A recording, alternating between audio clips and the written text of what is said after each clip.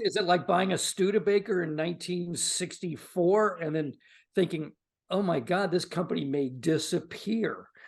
Well, I don't know that it's going to disappear. I don't know that, I've talked to Tesla owners about this, and some of them are very upset. Some of them are saying, well, look, I'm working here to help the environment. Yeah. Um, if they don't own stock, they own a car that's, emission free, and they feel good about that. But a lot of people who used to come around and say, I'm interested in a Tesla, are now saying, you know what? There are enough alternatives on the market, Yeah. and they don't mess around with the public image. I'm going to go there, and that's significant too. I mean, the whole goal of someone like myself who wants EVs everywhere is to see more choices, and that's what we're starting to see in that.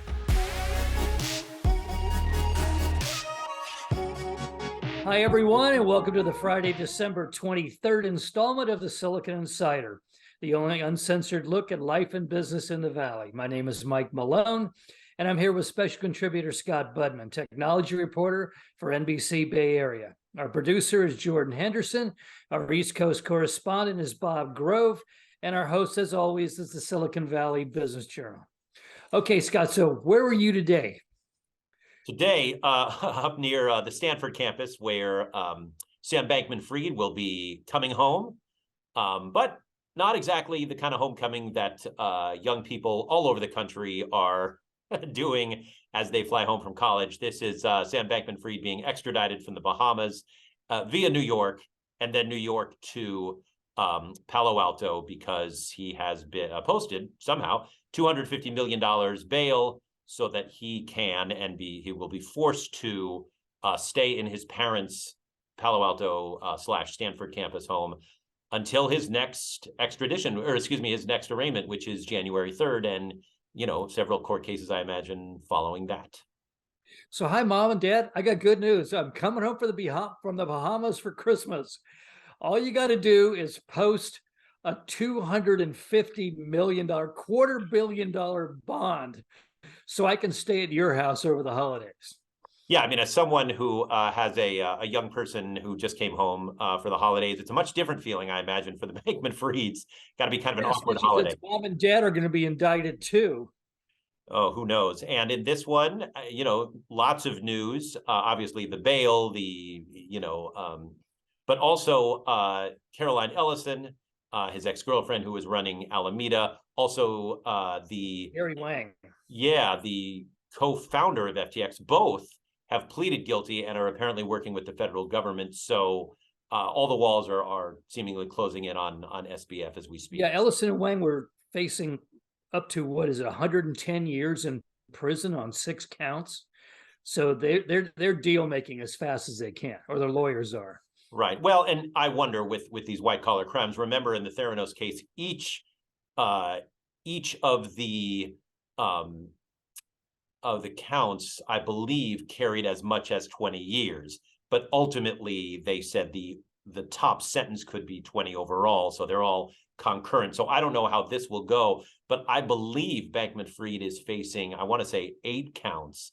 And so I don't know how the prosecution is going to try to get him. 6 years? Well, right. But if they're concurrent, it would be maybe 20. I just don't know. But it seems that, as we've learned, sometimes with these type of cases, cutting a deal is your best bet. And it seems like at least 2 people have done that. Yeah, maybe they learned a little something from Elizabeth Holmes. Yes, exactly. And perhaps from Sunny Balwani, because Balwani, being sort of the ex and the co-conspirator, but not the person in charge, probably could have cut a deal that sealed the case against Holmes, but spared him some of the time.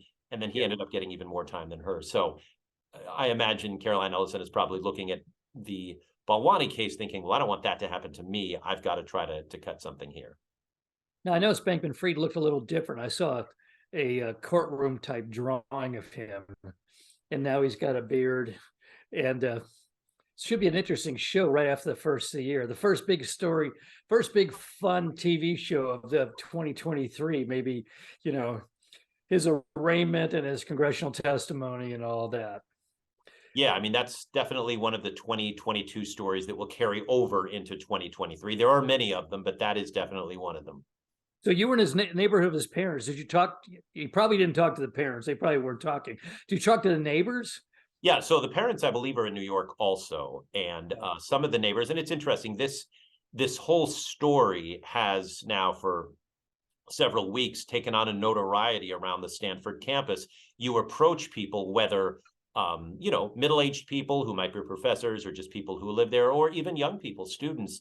And as soon as you say, hey, I'm doing a story on Sam, they sort of fill in the blanks. They say, oh, Bankman-Fried, the guy convicted, accused of fraud, the crypto is, as we know, very hot among young people. And so this case has a lot of notoriety to it. And they all have opinions, largely, hey, he got caught, he scammed a lot of people. Are they going to get their money back? And if anything, If they could find if anything, and we've talked about this before, this is bringing the risks of crypto to light. If well-known, well-heeled venture capital firms can be caught on the short end of a FTX type scandal, certainly investors who are just trying to make a few bucks are in trouble too if they try to dip their toe into crypto. So there's a lot of skepticism about all of cryptocurrency right now, at least around Stanford campus. Okay, so give me a calendar of how this thing unfolds right after New Year's. Well, January 3rd is his next arraignment. That's the next scheduled arraignment. After that, I don't know, because I don't know how he's going to plead or how this is going to go at all. I think at that arraignment, we'll get a better idea, perhaps, of what the prosecution has against him, maybe a little bit of what his defense has planned. But so far, everything out in New York has been very quick and brief. And we do know that he was able to make bail, but we don't really know anything about what his defense will be, or if he'll try to cut a deal. I just don't know. Having gone into the legal world, can Congress still call him? That's a good question, because he's in the court system right now. Yeah. And again, his lawyers, I don't think, want him to talk anymore outside. I would hope so. He didn't do himself any favors when he No. made the rounds of the news. And I don't imagine he'd do himself any favors facing off against the likes of Maxine Waters. So the guess is no. We will only hear from him in court from here on out. That would be my guess. Seeing the long list of people that he gave money to, I would imagine throughout the Capitol building, there was a great sigh of relief when he got arrested and then extradited. Because public testimony, I don't think would have done either party much good. Well, and again, by the time these people all realized, and you can count politicians and celebrity endorsers in there as well, by the time they realized that FTX was fraudulent and that Bankman-Fried had allegedly defrauded everybody, that was about the time they probably realized that if they hadn't already cashed their checks, they weren't going to be able to, if you know what I'm saying. I mean, the value of FTX and those tokens and everything went down to zero. So if you're, Steph Curry, not to mention a politician or something, you may have been wondering, hey, am I going to be able to cash these checks? And then realizing, no, I won't. Yeah, but some people are just refusing. Some are giving it right back, the money, and some are just refusing to turn it back in. And I wonder how much publicity those guys are going to get, the latter group, for refusing. I don't know. I know that SBF himself has said what he wants is time to make good, but $32 billion worth of value for a company is gigantic. I mean, this is, I've heard, the biggest fraud. How much time is that? How much time is that? A millennium? I don't know. Well, I mean, look, it grew in value super fast. I mean, this has all been on rapid time, even for the tech industry. This is saying something. And yet, right, it went away even faster than it built up. And that's saying something too. Yeah. Okay, let's go to the other big story, which is it's a multi-chapter story. It's almost a novel now. Elon Musk. What do we want to talk about first? You want to talk about Twitter? Do you want to talk about the dumps of the emails with the FBI. I mean, that's sort of shocking, this rollout by professional journalists looking at this stuff. I think there have been 7 dumps now suggesting the FBI was literally operating inside of Twitter, telling them how to handle certain accounts and that sort of thing. Did that shock you? You're talking about the Twitter files. Yeah. Not really. What surprised me a little bit was the sort of cloak and dagger shock value that Matt Taibbi, for instance, was trying to do. This is someone who I followed in Rolling Stone, who was a real journalist. He's pumping these things out that we knew years ago about Twitter, that they had an internal organization that had to make these decisions. And we knew at the time, these were not easy decisions to make, whether it was, banning a user or keeping Donald Trump off the site. And many times we knew, because we heard from Twitter executives, including Jack Dorsey, who, remember, used to be a big figure on the site, goodness, that sometimes they got it wrong and sometimes they got it right. And these Twitter files just seem like a whole lot of space and time to say, hey, remember that thing you reported on 2, 3, 4, 5, 6 years ago? Right. And I'm sitting there trying to wait for something new. And I didn't see all that much in any of these. But to see them all together was kind of interesting. A lot of companies could do worse than to say, we're going to go back into the closet and pull out some skeletons, because this is clearly, as Musk calls it, Twitter 2.0. So why not get all of that out there? Right. It's just the way he's doing it is kind of bizarre, and to sort of say, okay, I'm going to come clean. Here's this guy to do it for me, or here's Barry Weiss to do it for me. It just, there's drama to it that I think is unnecessary, and actually that sentence could be applied to a lot what Elon Musk is doing these days. My one concern is this is a federal agency operating through a private company. I mean, that almost seems unconstitutional in some way. I don't know. I think Twitter can reach out to a government agency. I mean, Facebook would do that too, to say, hey, can we do this? Or is this the right way to do? Or, there is such a almost incestuous relationship between these social media companies and either the legal side of things or the governmental side of things. And in some ways, I think that's good. I think any content moderation is what you need to do to grow as a social network that's going to be trusted. But on the other hand, right, if it gets too cozy, just the fact that it's cozy gives people like us pause. So it's such a fine line. And again, there's nothing new in finding out that some people inside Twitter thought, hey, this line is too fine, or we didn't do this right, because we knew that years ago. So to sort of come out with this now, while these people are either long gone or long fired by Elon Musk, is I just don't quite understand what he's trying to do at this point, except clean out more people and, trim the company down to the bare bones. Well, in that respect, he seems like he was correct that you can actually run Twitter with half as many people. I mean, I think that's true for an awful lot of companies coming out of the lockdown and good times. Well, and that's a big concern because these companies grew so much. I think Twitter is a really interesting case study because it's still working. It's still firing off gigantic stories and big controversies and everything. And yet you're right. It's got I don't think it has a third of the staff. I mean, it really cut deep. And, you look at some of these companies that are making big cuts, and they're making big cuts, but they're still carrying a lot more people than they did even when the pandemic hit. So I don't want to suggest that these companies need to cut deeper, but in Twitter's case, I don't know. We haven't seen those fail whales that a lot of us expected we'd see when things got so thin there. Right. And, leaving aside the lockdown, good times, companies not only swell up, but they hire. In a typical year, a company will lay off, or at least allow to exit, 5 to 10% of the staff, the worst performers. But in really good times, you hang on to those people because you may not be able to replace them.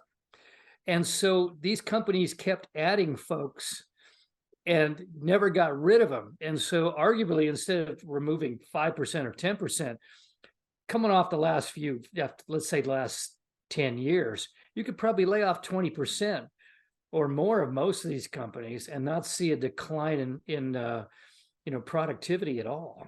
Well, look, I mean, Facebook or Meta cut what, 12, 13,000 people, and that brought them back to the level they were at in March of this year. So a lot of these companies really did hire a ton, and I think they're going to have to deal with that. It's going to be so interesting to see over the next few years dealing with not only the staff size, but where that staff works and how that staff works. The great experiment of not just saying, oh, once in a while you can work in a coffee shop, but literally saying all of you are going to work at home did not fail. In fact, these companies thrived, especially the tech companies. And many of them, some of the individual things, like you look at I don't know, a DoorDash or a Peloton that were built just for a pandemic, really.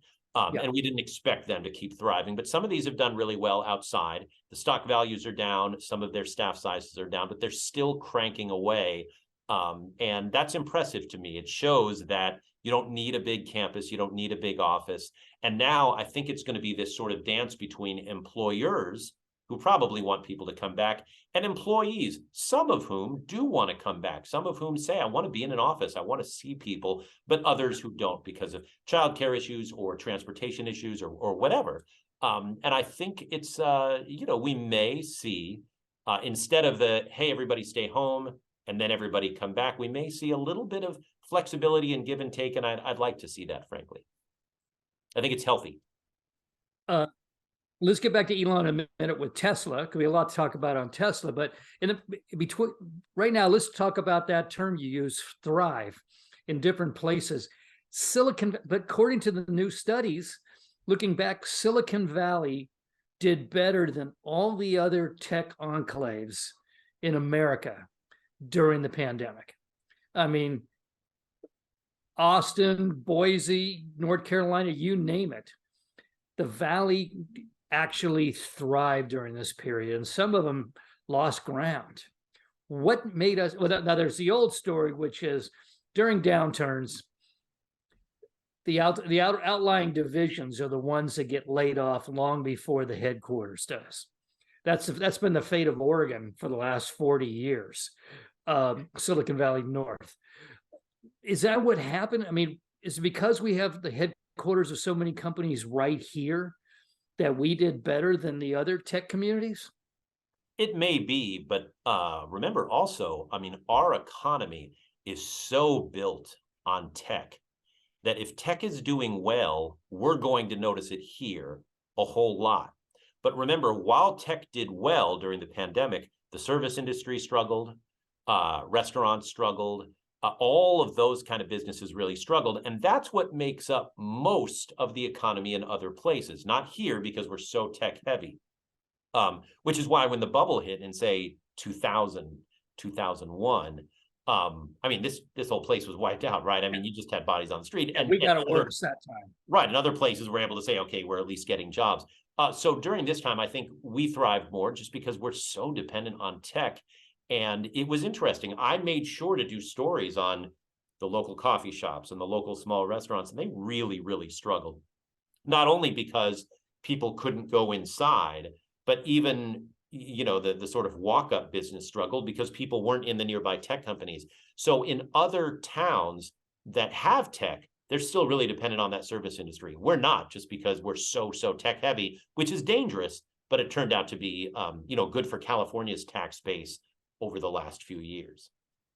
Right. And we don't say, well, tech's down, but Applebee's and Walmart will save us. Exactly. Okay. Let's get back to Tesla, because Tesla seems to be a mess right now. They lost so much money this week, they actually erased years of gain in that company's revenues. I mean, they're being hit hard. Now, there's several reasons. One reason doesn't get discussed much is that China is not buying electric cars right now. China is paralyzed economically. So Tesla's lost that business. Tesla's cars are premium cars. So people aren't buying as many cars right now. But another argument is the captain of the ship isn't at the wheel.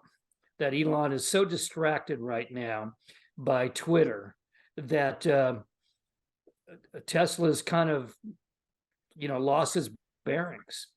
Yeah, What I do you think think? no, I think Yeah. that's a good way of putting it. Lost its bearings. I mean, Tesla has been one of those companies that is really a quarter-to-quarter company. Each quarter, they seem to surprise by saying, hey, we know we've missed all these deadlines, but look how many cars we've cranked out, and look how many batteries we're doing, and look how many facilities we're building, look how many new markets we're getting into. They really kind of thrive on those quarterly earning reports. And it's been a while since we've had one. You combine that with the fact that there is, as you say, so much downward momentum because of the Musk factor, not only because he's clearly distracted at Twitter, but because he's openly and bafflingly courting the right. This is, by the way, a segment of society that openly disparages electric cars. Right. We're not And buying Teslas in Nashville. right. Yeah. But I mean, like literally saying EVs are bad. And those are the people Musk is courting. Meanwhile, the people who say EVs are good are going on Twitter and saying, why are you letting these people back on Twitter? Why are you courting these people that deny climate change, et cetera? So it is a really surprising, baffling mix. But I think what Tesla, at least investors, are waiting for, is Musk to hire a CEO at Twitter. I think that's going to be a big accelerant for Tesla stock, which is weird to say, but I think Twitter gets he had that vote this week, and the majority of Twitter voters said, get a new CEO, resign. right. And he, even from the beginning, to his credit, said, I'm going to buy this company and then eventually get someone to run it. He needs to do that quickly. I think the combination of a new CEO at Twitter will calm investors. And then if they can get to a next quarterly earning report that's positive or at least beats expectations, that also can be an accelerant for Tesla stock. And boy, is it depressed. I mean, it's lost like $800 billion in value in 1 year. And somewhere close to, I don't know, 250 billion or something since Musk bought Twitter. I mean, it's just shedding money like Amazon did and Meta before that. But this one is a little baffling because we don't yet have negative numbers. A lot of it is psychological. And so I think Musk needs to do two things. He needs to prove that they can still sell cars and prove that he can, spend some time away from Twitter. Yeah. And his notion of shareholder relations is bizarre too. I mean, he had one of his biggest investors, a guy that was really a bull on Twitter, on Tesla, was Ross Gerber. Right. And he just says, I care about Elon. I'm a big supporter of him. I'm trying to help him. And he says that in a Twitter, but he says, you got to stick to the knitting, get back to Tesla and get to work. And he gets a snarky response, a tweet back from Elon. And it's like, why would you do that? This guy's a major shareholder and his choices affect hundreds of thousands of other Tesla shareholders. Why are you causing another war to break out? Right. I agree. I know Ross and, through interviewing him, and he is a huge Tesla bull. He loves Tesla and, talks about Tesla on Twitter constantly. I must say the two really surprising things were when Ross was like, hey, we got to get a new board in here. We got to shake things up at Tesla. It was the only negative thing I've ever heard him say about Tesla. And then the response from Musk was just shocking. Like, I mean, this is a guy who has propped you up and propped up your stock for years. And to show him that disrespect, again, baffling behavior. I just don't get it. I don't either. It's illogical, and irrational, which makes me wonder, but not be surprised that shareholders are getting scared. Right. And when things go bad, things go bad. So we now have an accident in the Bay Area, 8 cars, in which the Tesla driver that caused the crash said he was on the full self-driving function, and the car just slammed on the brakes out of the blue and just accordioned 7 other cars. That doesn't look real good when you're trying to improve the stock price. No, and when not just improve the stock price, but when people are accusing you of taking your eye off the ball because you're being distracted by something, and then something happens that's crisis management. This isn't Tesla's first time at that rodeo, but to have it combined with your leader and CEO in the face of your company, tweeting In absentia. right, Yeah. and tweeting to the right wing. And I mean, again, if you're an investor, you've just got to be thinking, hey, what about me? Why am I being ignored right now? And again, I'm not in the stock market. I'm not sitting here saying, oh, CEOs need to protect shareholder value, but we all know that's what they do. And so Right. to really ignore shareholders and is just surprising, because you just don't often see that from someone at such a high profile company. Okay, so take off your reporter cap and put on your I'm a Tesla owner cap. Does this make you nervous? No, I mean, look, I've had an it'd be EV like now. is it like buying a Studebaker in 1964 and then thinking, oh my God, this company may disappear?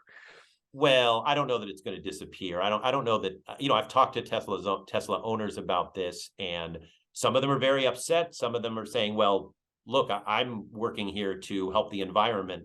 Yeah. If they don't own stock, they own a car that's, emission free, and they feel good about that. But a lot of people who used to come around and say, I'm interested in a Tesla, are now saying, you know what? There are enough alternatives on the market, and they don't mess around with the public image. I'm going to go there. And that's significant too. I mean, the whole goal of someone like myself who wants EVs everywhere is to see more choices. And that's what we're starting to see. And that's good news. But it could be good news for Tesla because it legitimizes what they've been trying to do.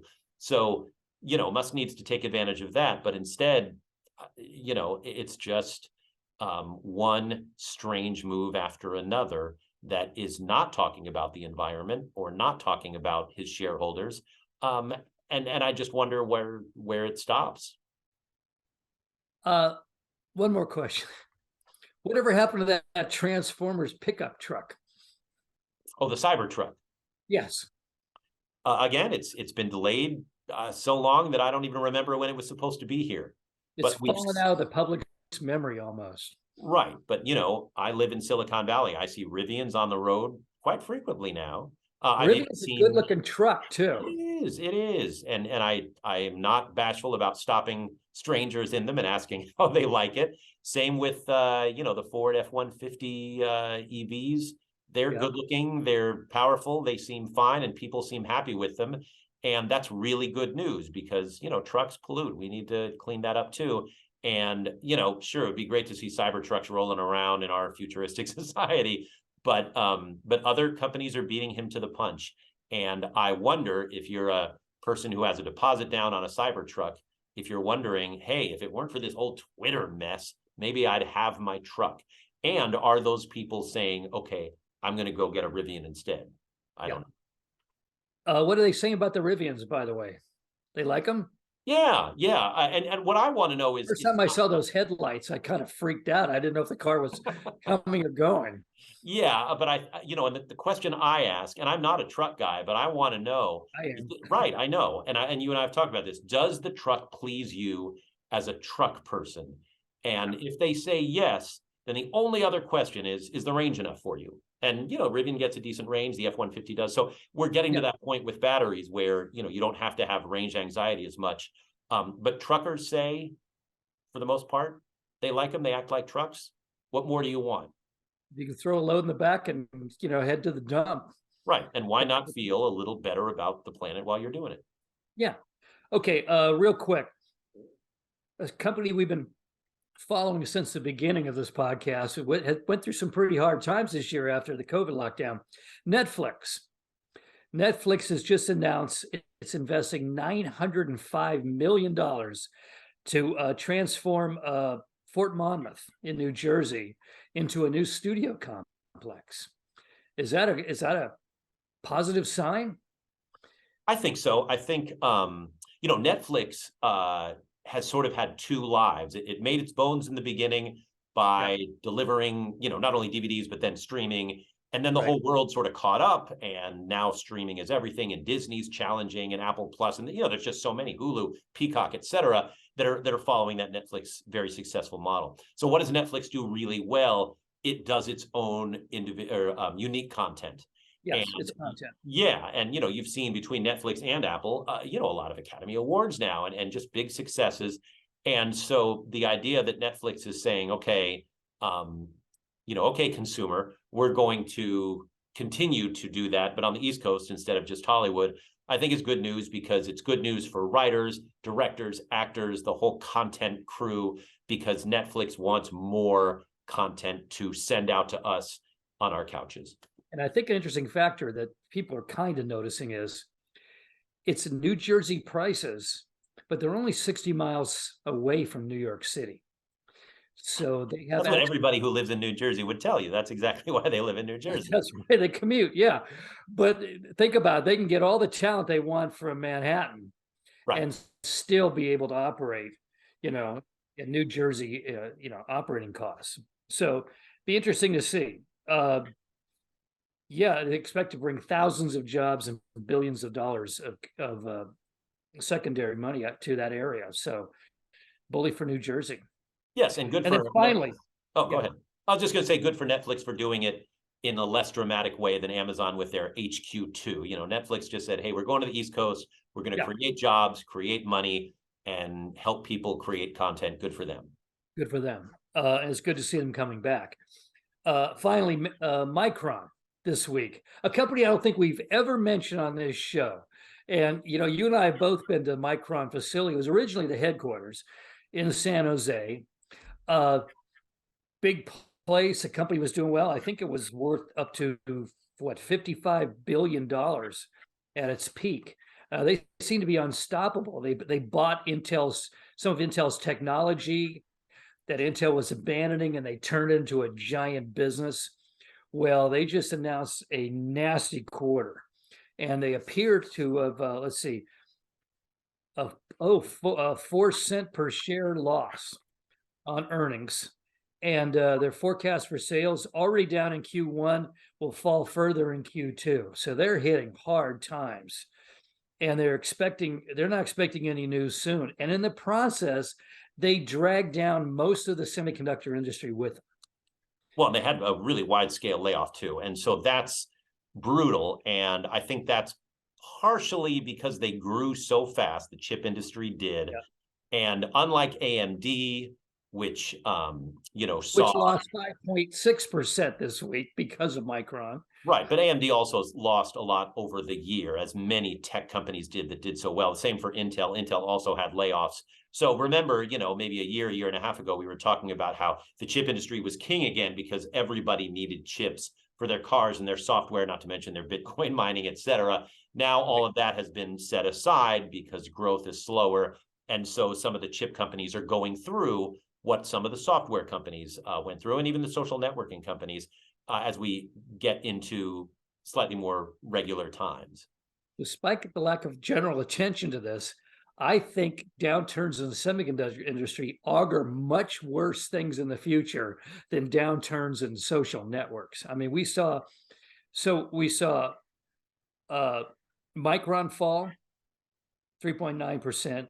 Intel fell 3.2%, Advanced Micro Devices 5.6%, and this one blew my mind. NVIDIA, the invulnerably strong company for the last few years, down 7.04%.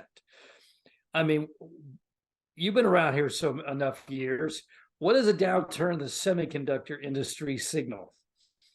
Well, I mean, again, I think it's a slowdown and a give back a bit in the semiconductor industry. I mean, look how high stocks like AMD and NVIDIA soared, how many people they hired, building new campuses. I mean, just the growth in semiconductors was almost like this phoenix rising from the ashes of, oh, we're just going to take those guys for granted. All of a sudden, they were leading Silicon Valley higher. So I don't know that it's a terribly sharp overall downturn. I think they're giving back because people just don't need them as much as they did over the last couple of years. Now, not to say that going forward doesn't have a huge question mark, because we don't know how much we're going to need them going forward. Right. But if we can build more EVs, if we gain more, straight hate to say this, but if we go into the metaverse more, these chips are going to be needed. But it just depends if we can get back to that appetite for technology. And I think a lot depends on how many more layoffs there are to come and how deep this inflation/recession goes. And we don't even know the answer to those questions yet. Okay, well, you're much more optimistic person than I am. Is this just a pullback, or is this a signal that at the top of the food chain, demand is falling all the way along that food chain, and we're heading into, another serious downturn? I don't know. I think those two things are similar, but not exactly the same. A pullback, yes. A downturn, yes. A very steep downturn, we don't know. Again, the layoffs are bringing these companies back to where they were, in some cases, 6 months or a year ago, not 5 years or 10 years ago. So we still have overall growth, but we are adjusting because we just went through something we've never gone through before, and we really don't know what's next. Yeah, and history teaches us that typically the events that occur outside of high tech influence us greatly, and we can't predict any of them. But we will tell you about them every week. Yes, we will cover it over the next year. Right. Okay, we're almost out of time. That's it for now, folks. You can find us on the Silicon Valley Business Journal homepage, as well as on Spotify, Anchor, Google Podcasts, you know them all, Apple Podcasts, LinkedIn, and YouTube. We'll be back next week for a year-end special. We'll see you then, and happy holidays. Bye-bye.